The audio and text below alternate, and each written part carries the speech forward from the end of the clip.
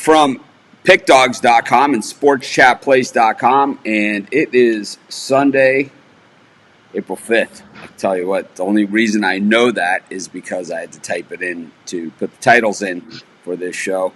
I couldn't even tell you what day it is, man. But I know if all goes according to plan, only 25 more days of the lockdown here in Maui. So I'll be back on the golf course, man. And I'll tell you what, a lot of, this is one of those rare times where it's like, what's something that you used to do, 20 years ago, before, life changed and now it's like all of a sudden you have time to do it again. And for me, it's practicing golf, man. It's like I've been playing golf. I had quit for a very long time, for 20 something years. And I started playing again. But one thing I don't have a lot of time to do is practice golf. I play a lot of golf, but I don't have time to just sit there and practice and practice and practice and practice. And in order to go from, breaking 80 to, flirting with breaking 70, you gotta practice, man. It's that 1-2 shots. I mean, you could shoot 84 and say, oh man, there are 5 shots I could have made to break 80. They're, it's the same thing, but breaking 80, from 81 to 79 seems to be 5 shots. It's like it might be look like that, but for me, it's practicing.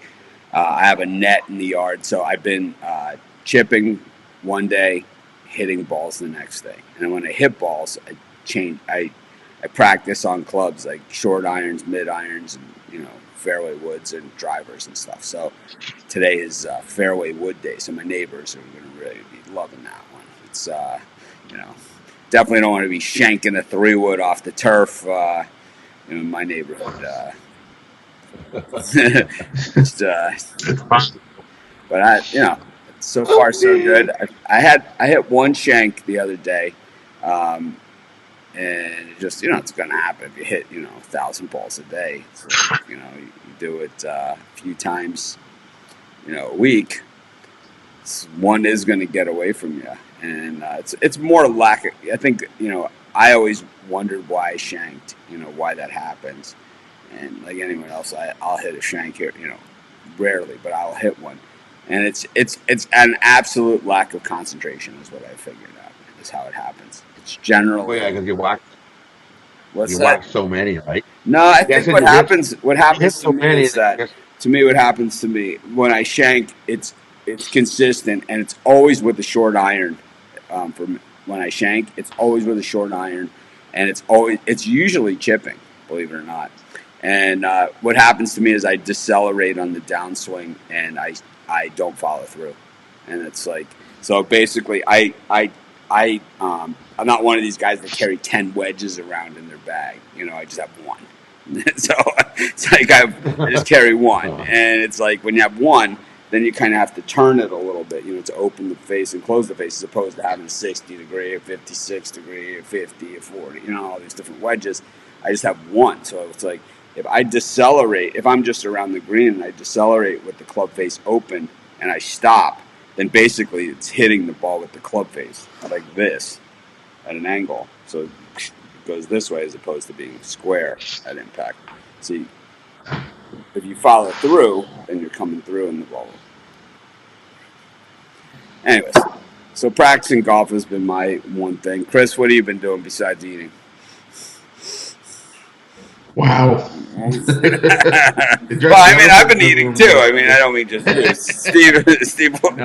Steve, how many extra calories do you think you're taking in a day over here? Let's just say my nutrition hasn't been at an all-time great. We're going to come on here. We're going to look like a bunch of 14-year-olds with like acne.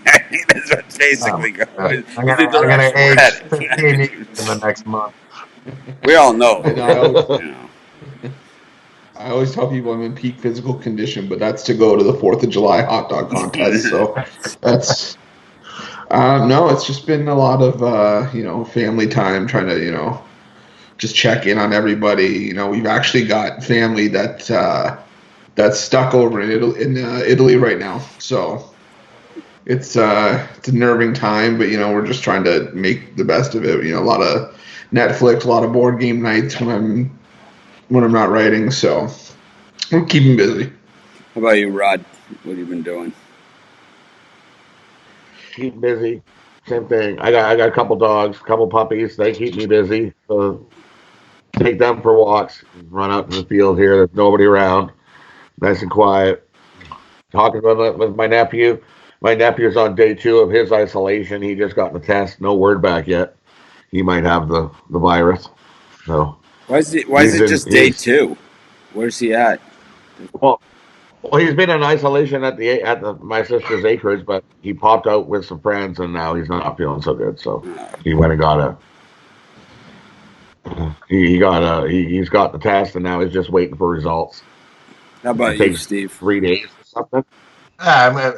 I mean, I'm getting bad news this past week. There's, my nephew is 30. He actually a kid that was at our Christmas party, 30 years old, just got married, had a baby, and he went to the hospital this week and was sent home, and the kid died like 3 days ago. And then his mom actually just got it, and she passed away yesterday. Oh, so that's 2 brutal ones right there. And then a buddy of mine, he posted on Facebook. He showed me a picture of him at the hospital in Connecticut with a mask on. He's in the emergency room. And then another buddy of mine texted me his sister just got it. So, I'm in New Jersey, and it's, a hotbed, throughout the country. New York, New Jersey is one of the hotbeds. But, and I have another buddy who is fighting for his life. He's been in a coma for a week. So I don't want to be Debbie Downer, but, it's been impactful around here. So hopefully the bad news stops soon.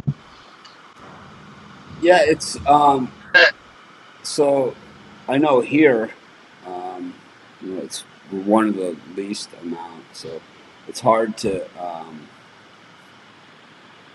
really grasp it fully. We only see what we see in the news.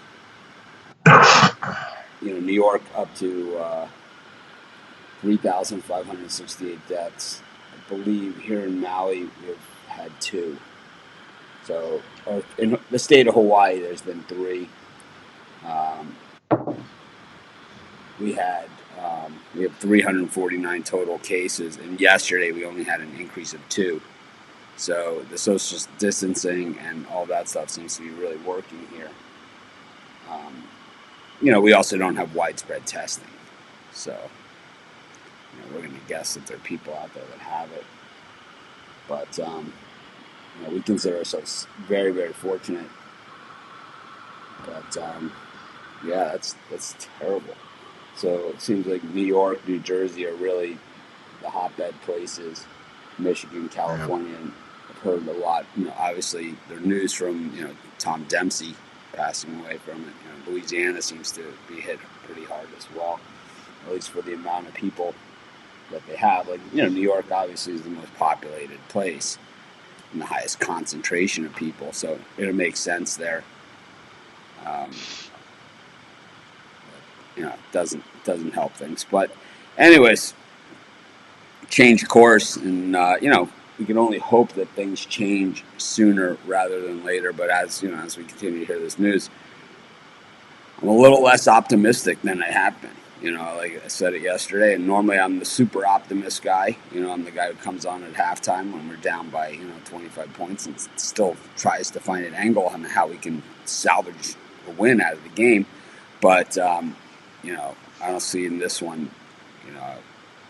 Originally, optimistically thinking mid-May and all that stuff. Probably not going to happen. No. At this point. I can't see it happening at this point, like in mid-May. I just can't. But it seems that there'll be some alternatives. It'll be interesting to see what comes out of President Trump's talk yesterday with all of the commissioners and stuff. And, those of you that posted your church ceremonies in our Facebook groups, you're permanently banned. We don't allow religion, politics, anything outside of sports and sports betting. Maybe some of these funny things, we've been a little bit more flexible recently because of the environment. But and generally, if something is generally funny, and usually it will contain a sports fit person, we allow it. But a live church ceremony, I want to hear about it, man. About like, oh, I didn't know that you weren't allowed to do that. And it's like the rules are clearly posted, and that certainly is not okay in any way, shape, or form.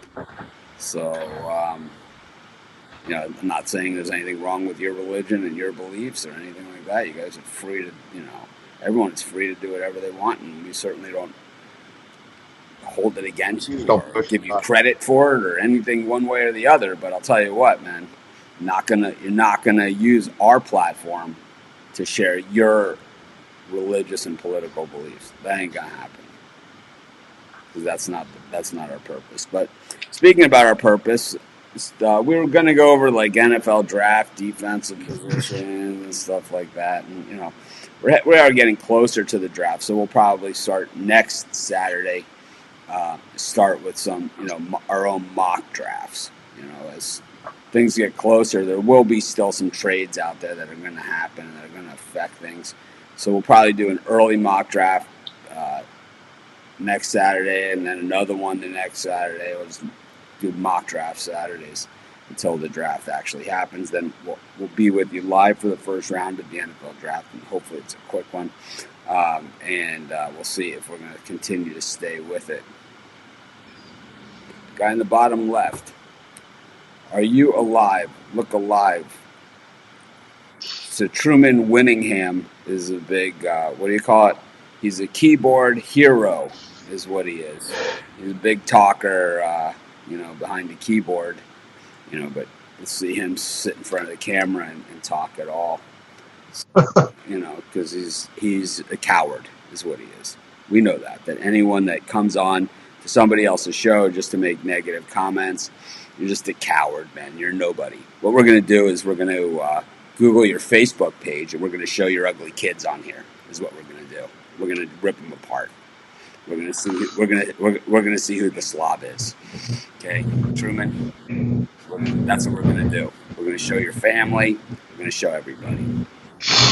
But anyways, speaking of families, so I decided that we're going to go with what are the best NFL games that you've ever seen. And I think this is one of those topics that's going to be subjective all the way.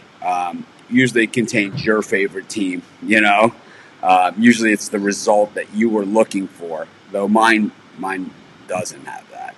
But Steve, Cowboy fan. I think I already know what your answer is, and I'm going with 1982 Miami Dolphins San Diego Chargers playoff game. I think that was, to me, was the most wildest game. The yards involved, Don Strock throwing for 429 of 43, 403. Dan Fouts 33 of 53, 433. The Kellen Winslow, 13 receptions, felt like death. The hook and lateral, Tony Nathan and great players in the game. Charlie Joyner and Chuck Muncie and on and on, And the comeback, by Miami in that game. And then, ultimately they lost 41-38. But, I was actually going to throw maybe the Super Bowl, the Rams and Titans up there. Well, no, you got more than one, so we're just going to go. All right, but that's number one on my. So I'm with you on I'm with you on the Dolphins, Chargers. Absolutely, I was at that game. It was 24-3, and the Chiefs Titans game this year, I believe it was. It was a similar score, and I said the same thing. It was about the same point in the game when it happened too, midway through the second quarter. And I said, I was at a game that was this exact score at this exact point, and it didn't turn out exactly the way that the score looks now. And I was at that game, and I've been fortunate enough to be at some of the greatest games of all time, because they took place in the Orange Bowl Stadium. Some of them with the Dolphins and Hurricanes, and some of them, with other teams, just the Orange Bowl game or Super Bowls or whatever the case may be. So, I was fortunate in that respect. But that game was certainly a special one. The Dolphins didn't win the game. They certainly had their chances. But, I thought that that game kind of had everything. It had the blocked field goals. It had the catches. It had the comeback. It had the stories. And it had, the hook and lateral play, which I'd felt the Orange Bowl shake before. And I'd never felt it shake like that when right before the half, Daryl Harris, Tony Nathan, on a hook and lateral that, sent the game tied at halftime to the locker room. And, as a Dolphin fan, a Hurricane fan, and someone that basically grew up in the Orange Bowl, and we talked about why we love sports and how we love sports and all that stuff the other day, when they took down the old Orange Bowl, no one was happy about it, right? I mean, the thing is like, we can't have the old Orange Bowl. We're going to build it. And the fact that they built the baseball stadium on the same site is horrific, right? I mean, that's just like the big slap in the face is that they couldn't, rebuild the Orange Bowl there. Instead, they built this baseball stadium that nobody goes to, right? But the one thing about the Orange Bowl that you have to remember is that, for those of us that loved it, because they didn't have replay screens. They didn't have, the stadium, the PA announcer was like, it was terrible. But you went there to watch the game. And I'll tell you, people there it wasn't, fashion show. It wasn't like, you weren't going to get sushi there. It was like you went there to watch the game. And, they hit it once with a wrecking ball and the whole thing fell to the ground. So that's, that's all I know is they hit it once and the whole thing's wrong. So I know that it always felt like it was going to collapse. That's for sure.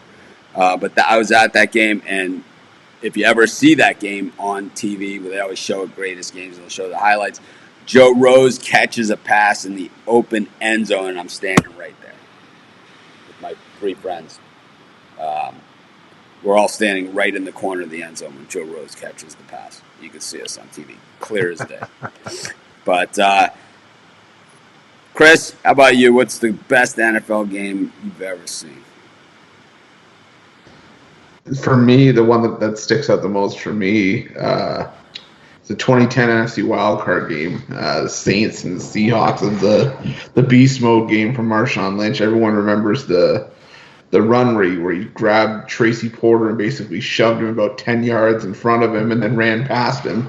But I think people forget that was still a pretty good game. 41-36, Drew Brees threw for over 400 yards. Marshawn Lynch ran for 130 and a touchdown. The touchdown obviously being the beast mode run, but that game sticks out for me just because I just remember being in a room full of Saints fans next to the guy wearing the Seahawks jersey and getting beers thrown, just getting red cups full of beer thrown at him as soon as Marshawn Lynch throws Tracy Porter to the side. And it was just a game that always sticks with me, at least. How about you, Rod? What's on your list? We're going to go around a few times, so we got plenty of games here. Game I remember the most that really sticks in my mind is Warren Moon, January 3rd, 1993 in Buffalo. Houston Oilers are up, 35-3? I got that one on my list, too. 35-3, they're way up. Warren Moon, of course, ex-Eskimo for me. I watched them growing up. I was all rooting for Houston. I wasn't a Buffalo fan. I live Western Canada. Buffalo? I hate Buffalo. So watching that game and I'm going, no. Okay, that's only one touchdown. Oh, they're getting closer. Come on, don't choke this away. that was me screaming at the TV and hooting all.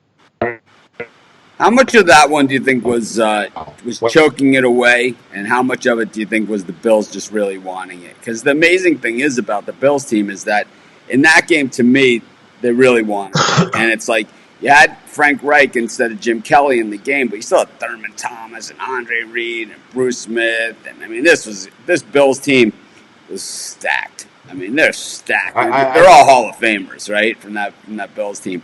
But it's like, in a game like that, they really want it. And then, against the Cowboys in the Super Bowl, it's like 59-3 at halftime.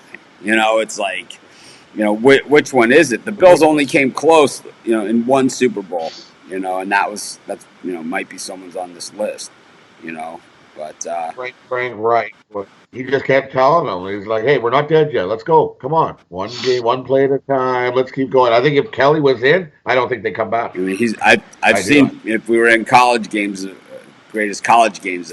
I was at the other Frank Reich game, 41-3 when he came back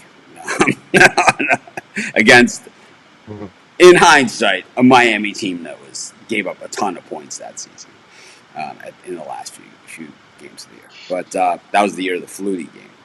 But yeah, that one's definitely on my list. I'll come back around to me. I was going to say the Chargers, Dolphins, but I'll go to a more recent game, and most people know that I usually like the classic games, but I'll go to a more recent game, and I'll say the Patriots-Falcons Super Bowl was really one of the better games you'll ever see. I certainly didn't like the result in that one. I did because I was in Vegas, and I bet the money line on the Patriots when they were down and down and down. But here's a game where, the Pats looked dead in the water, several times out, and then came marching back. Another game that kind of had it all. You saw two of the best catches you'll ever see in a football game. The Julian Edelman catch was ridiculous.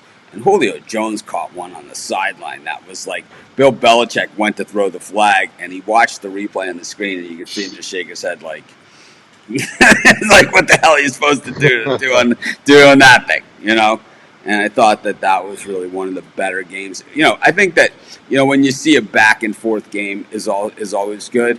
Last team with the ball, but I think the massive comeback so far has been the theme that we've seen here. That's predominant with the great games is, it ain't over till it's over. Steve, you got another one for us here? I know you mentioned Titans Rams. Yeah, I was actually, so I was 7 years old, 1972. I was at my buddy David Driscoll's house. I was lying on the floor in front of the TV, watching the Pittsburgh Steelers, Oakland Raiders, watching it live. And I'm old, even at 7, I love football and I have a good memory. But I watched the Immaculate Reception live. Yeah. So Bradshaw drops back the pass. There's less than 30 seconds, right? Ball over the middle to Frenchie Fuqua. Jack Tatum comes in, clocks him. The ball disappears, and all of a sudden, Franco Harris out of nowhere scrambles and heads to the end zone. It was complete bedlam. To this day, controversy. Right, unlimited propels the Steelers, to the greatness that they had in the 70s. But watching that live, I got to tell you, that was that was something special. So on that game for me, I was watching that game on in my room at my house on one of those little black and white televisions. I don't know. They all seemed like it only came in the 12-inch size, right? It was always this big. The screen was this big, and the TV was this big, right? And it's I had it in my bedroom, and I watched it. I remember vividly because that was the year of the undefeated 72 Dolphins, and that was before the home field advantage. And that was before the days of the home field advantage, where the best team got the home field advantage. Miami was going on the road either way, and we did not want to go to Oakland. There was no way we wanted to go to Oakland, even though we were undefeated. And the next week was the week that a lot of Dolphin fans actually, at that point, when you talk to the old classic Dolphin fans, I run into them all the time. I run into fans of all the different teams, and in fact, that game with Chuck Muncie and the Chargers, I've told this story on here before, is that, rumor has it Muncie scored a ton of blow in Miami that week, and that's why they got blown out the next week. that they totally partied like crazy. Boomer, that's about it. I'll tell you what, I wouldn't say it on the show if I didn't believe it to be. It makes perfect sense. That's pretty damn close. He's I met a guy at the MGM Sportsbook, and he's yeah, I was at that game too. He's Chuck Muncie scored 2 keys of blow, and that they just played like crap the next week. He's they were all partied out. But and it made total sense, that he went to Miami and scored the blow. But absolutely, getting getting back to this, watching those classic games on the black and white TVs, and we got a lot of games here, and it's for me, it's rare that a Pats Falcons will show up on this list, but we got a lot more to go to. Chris, what's your next one? Yeah, I definitely had Pats Falcons up there as well, but I'm going to go to another Patriots Super Bowl win. That's the Super Bowl win over the Seattle Seahawks. It was a back and forth game. That was the Malcolm Butler interception at the end. That was New England was trailing 24-14 going into the fourth, and they scored with just over 2 minutes to go. And you just thought that, as a Patriots fan, I'm sitting there going, not again, because you see Seattle drive up the field, get down to the 2-yard line, and then Russell Wilson, why did you throw the ball? Just hand it off to Marshawn. Well, I mean, because somebody else called that play. That's why he threw it. No. That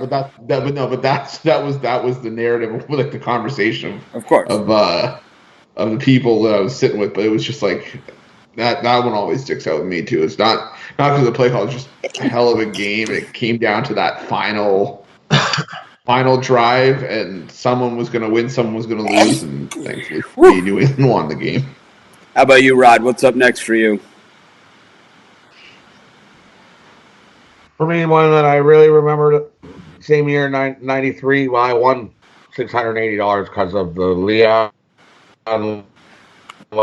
kicking the field goal, and that Leon Lett and stumbling in the snow there in Dallas, and he kicked the ball right in the end zone, and Miami jumped Thanksgiving on and Day. Touchdown.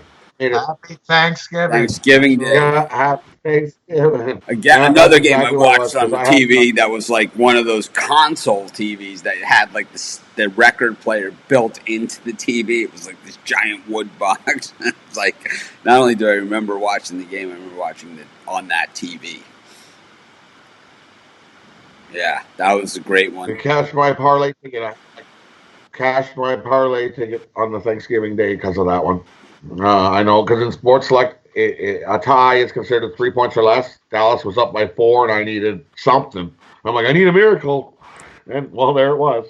I'm like, what's he doing? Yeah, touch the ball. Get it. Fall on it. Yeah, get it. Well, one of those ones you get the TV. Well, to me, I'm going to come back to another rematch of the Bills and the Oilers. And really, it was this time they were the Tennessee Titans. Music City Miracle, really one of the great finishes of all time. Here's one that I don't care who you are, there's no way you saw this coming. And I think that's what made it special. They did kind of a squib kick, and here is your tight end, receiving the kickoff, throws it across the field, and the guy runs it all the way for the touchdown and the win. It just, to me, it's like a lot of the game was probably some back and forth action and not all that exciting, but for me that one had the fantastic finish.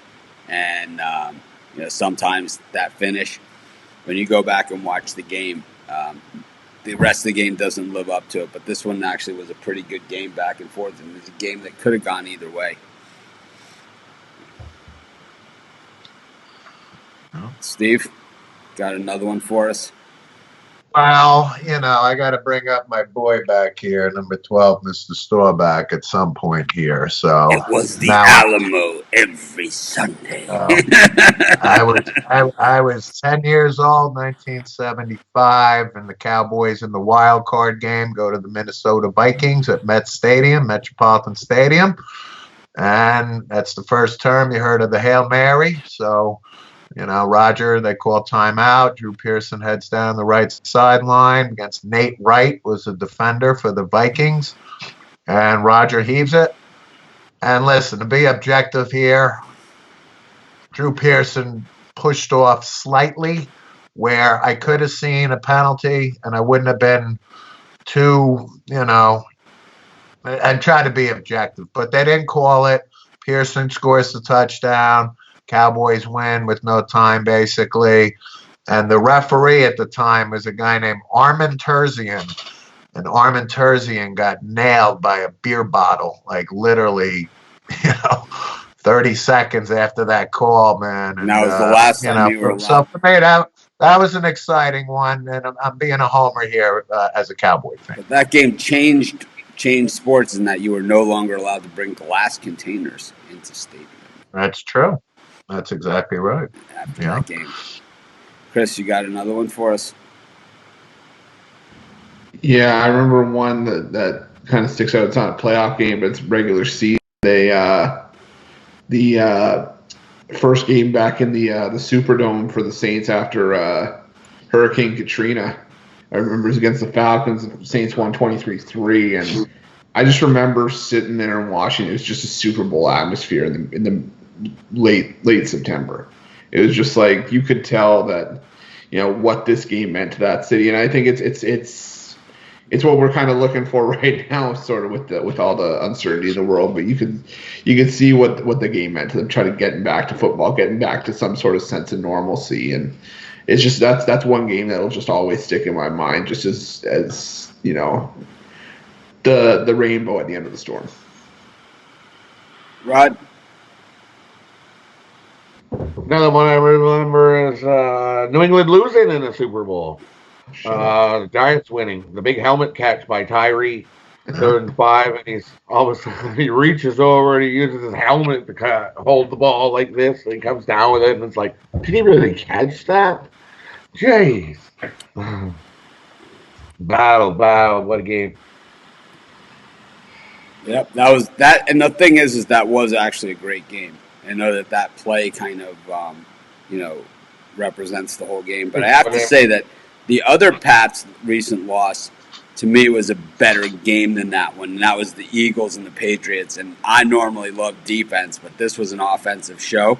This was the most yards passing, I believe, in an NFL game ever for both teams. Miracle catches by players that you just don't even see catch footballs, in a normal game. And it was just back and forth. And of course, the Philly special. It was just a piece of the puzzle, in that game.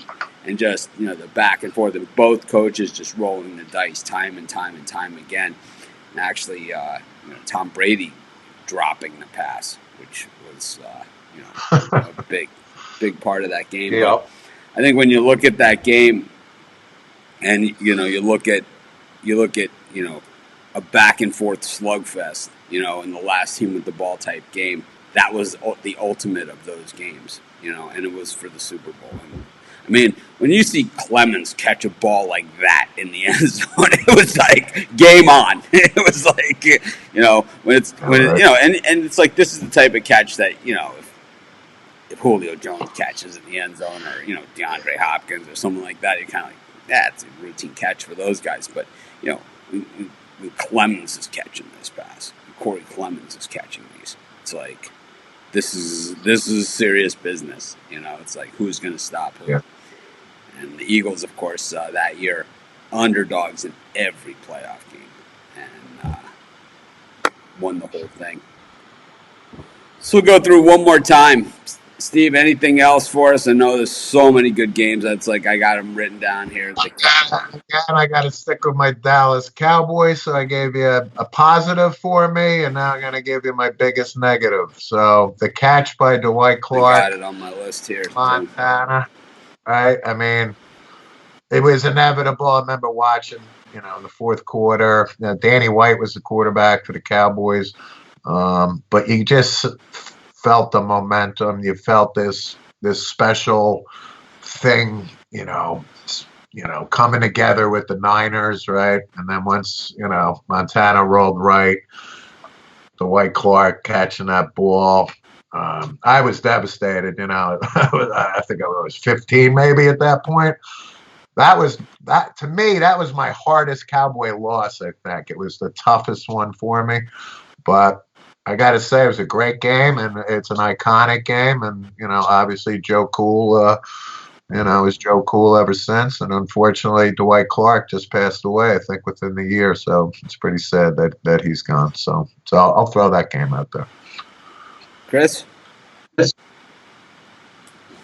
Yeah, I think one of the first Monday Night Football games I watched with friends was 2000 Miami Dolphins against the Jets, where the Jets were down by 20 plus points, and they were down by 23 going into the fourth, 30-7. They tied the game late in the fourth with a touchdown catch from a lineman, and Jumbo Elliott. I'm like, oh, okay.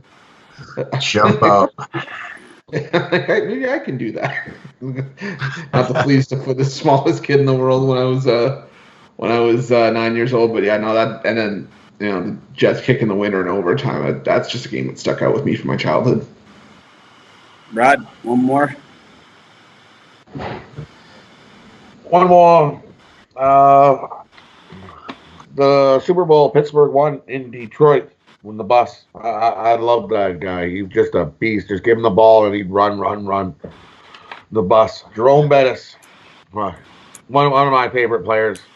Just the bus. Give him the ball and he'd just go. He had like the heart of gold. But him winning the Super Bowl there. Yeah, I that game I remember like yesterday.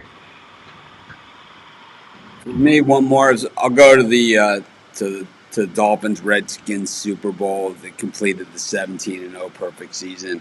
There was the Garo Premium pass in that game that went for a touchdown for the Redskins. But seriously, that was about as close as you'll ever see to a Super Bowl shutout. Just absolute domination by the Dolphins defense. Outside of that play, the Redskins never crossed the 50 the entire game. They got absolutely crushed and completed the 17-0 season. There's the blemish there, the 7 points, but it wasn't on the defense. And, there was another year. And, while in the early years, there was offensive players that won the Super Bowl MVP. There was some defensive players that won it too, and Jake Scott, Super Bowl MVP of that year, and it was fitting because that Dolphin defense was off the chain. And that formula that we see from that 72 Dolphin team is still the same formula that I believe in today. You run the football, you play defense, you're going to win a lot of games. And for me, that was just a time that I'll remember. And of course, we haven't had a memory like that since as a Dolphin fan. It was a long time ago, almost 50 years at this point. So that'll wrap it up, though. I thought it was fun. Take a little trip down memory lane. Don't have a ton to talk about these days, but next Saturday we'll have our mock draft, so that gives everybody some time to do it here. Either we can do a mock draft or we can just go team by team. Maybe we'll do that. We'll go team by team. Who you're going to end up with the first 2 rounds is what we'll do. So we'll see how many picks teams have in the first 2 rounds, and then we'll see who are some likely candidates to land in those spots, and then we'll talk about if they're good picks or if it's the Dolphins picking up DeAndre Swift, which Rod I know would be really excited about after yesterday's commentary where he called him worse than a Lions running back. Which is Theo Riddick, you're okay in Rod's book.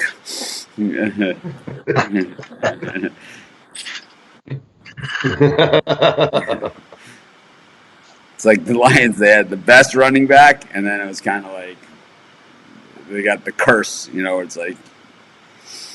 Oh, God. They haven't had a good running back since Steve Owens. Barry Sanders. Barry Sanders. I know, but you know what I mean. He's special. He doesn't count. We got one. We're good. Yeah, we'll have to also come up with another topic for like greatest plays of all time, or as well, stuff like that.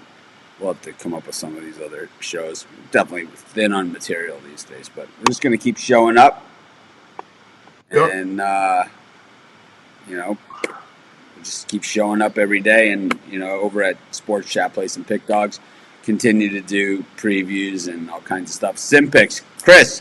What's on the card for today? Today, as of right now, there's 4 games. So, Steve, these are Madden 2K games that they play on a simulated basis, and the rosters are the starting rosters of last year. So, like at the beginning of the season, like so Ben Roethlisberger would be healthy, and I got you. I understand. go. So 1 o'clock, Atlanta at Tampa Bay. Atlanta minus 1.5. Over under 57. Dun, I'm gonna have to go with the Falcons in this one. I really, heading into the season, I kind of thought that the Falcons were going to be a lot better team than what they were. I thought that the Falcons heading into last season, kind of the year before, they had so many injuries. I remember talking about it on the show. They had so many injuries, and it was like this year they were going to be healthy. So I think a healthy Falcons squad beats the Bucs. I like the over 2 interceptions for Jameis Winston if that's a prop bet there as well. Steve, who you like there? I'll go with Atlanta too here. Rod? I gotta go. Who's Atlanta playing again? Bucks. 1.5. Bucks. Give me the Bucks. Ugh.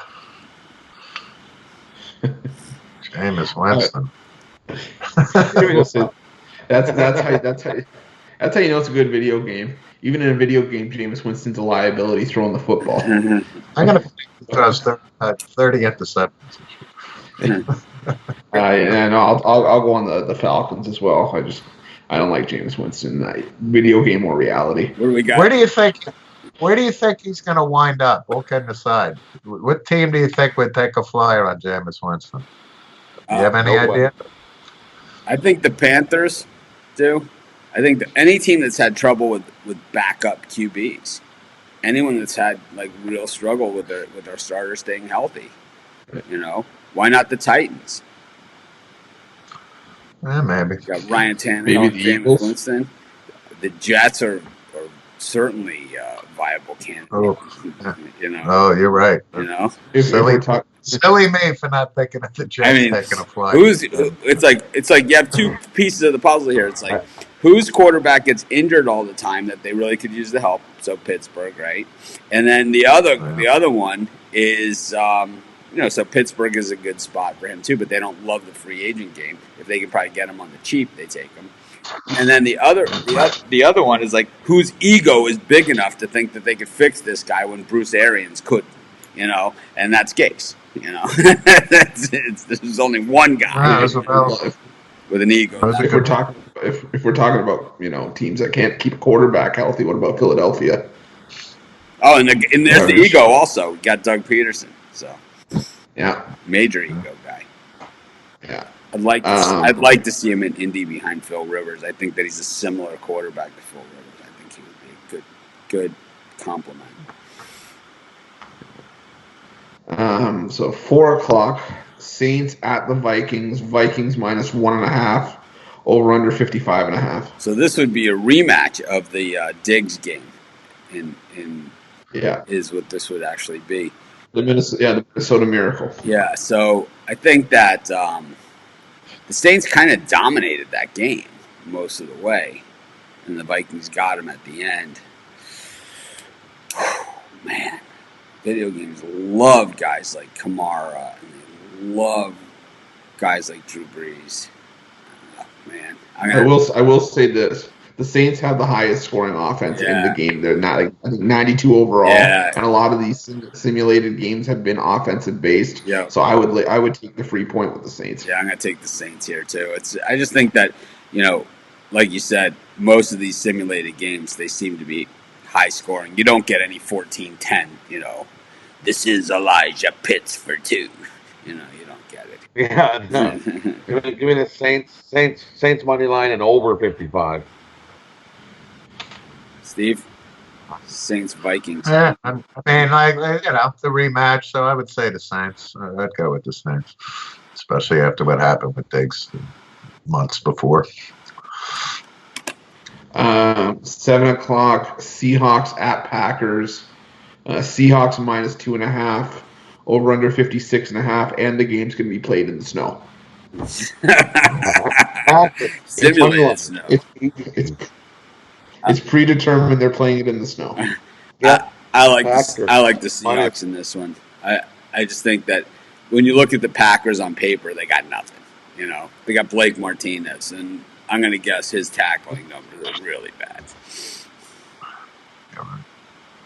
I'm going to go Seahawks and the under.